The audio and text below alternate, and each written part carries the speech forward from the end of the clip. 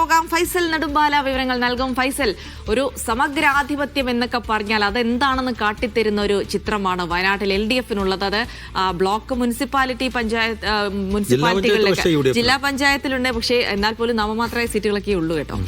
ഭരണം യെസ്. അപ്പോൾ സ്വാഭാവികമായിട്ടും അത്തരം ഒരു ആധിപത്യം അവിടെ നിൽക്കുമ്പോൾ പലതരത്തിലുള്ള വിഷയങ്ങൾ ചർച്ചയായിട്ടുണ്ട്. കോൺഗ്രസ് ആവട്ടെ താഴെത്തട്ടിൽ ചില സംഘടനാ പ്രശ്നങ്ങളൊക്കെ നേരിട്ടൊരു കാലം കൂടിയായിരുന്നു കടന്നുപോയിരുന്നു. ഇതൊക്കെ തെരഞ്ഞെടുപ്പിൽ പ്രതിഫലിക്കുമോ? എന്താണ് മുന്നണികളുടെ പ്രതീക്ഷ അവിടെ?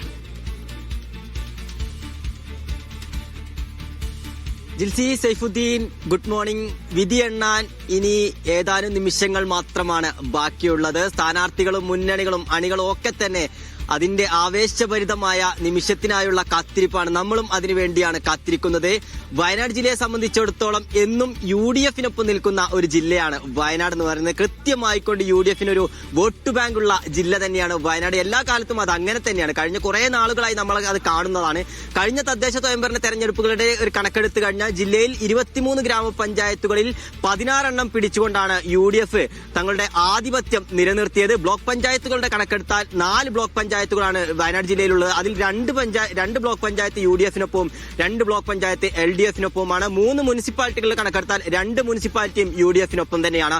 ജില്ലാ പഞ്ചായത്ത് ഡിവിഷനുകളുടെ കണക്കെടുത്താൽ കഴിഞ്ഞ തവണ മാത്രമാണ് UDFന് നേരിയ ഒരു പിഴവ് സംഭവിച്ചത്. 16 ഡിവിഷനുകളിൽ 8 ഡിവിഷനാണ് UDFനൊപ്പം ഉണ്ടായിരുന്നത്. 8 ഡിവിഷൻ LDFനൊപ്പമായിരുന്നു. നറുക്കെടുപ്പിലൂടെ അതും UDFന് ഒപ്പം നിൽക്കുന്ന ഒരു സാഹചര്യമാണ് വയനാട്ടിലുണ്ടായിരുന്നത്. എന്നാൽ ഇത്തവണ പൂർണ്ണ ആത്മവിശ്വാസത്തോടെയാണ് LDFും UDFും തെരഞ്ഞെടുപ്പ് നേരിട്ടത്.